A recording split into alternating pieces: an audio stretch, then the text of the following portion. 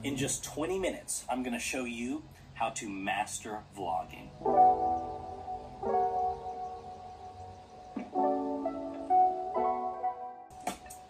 This video will be for anyone who's wanting to start a vlogging YouTube channel.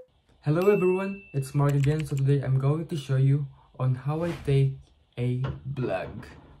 Kung gusto nyo matuto mag-vlog, ang kailangan nyo lang is phone or camera. That's it. Ang problem ko lang is kung saan ako titingin, kung dito ba sa screen or dito sa camera. Kasi nadidistract ako sa screen eh. Kasi kung habang nagbibideo kayo, may didistract talaga kayo dito sa screen eh. Sa screen eh. Imbis na tumingin kayo sa lens ng camera nyo. Kaya ganun. And pwede mo ring itry yung iba't ibang angle para mapaganda mo yung vlog mo. Gaya nito. Diba? Ang kalat pa nga ng likod ko eh.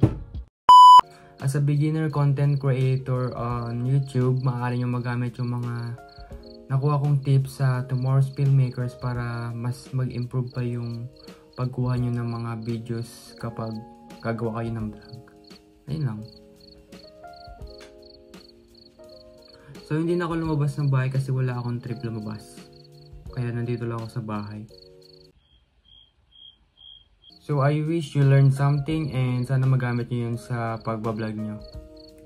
Adios!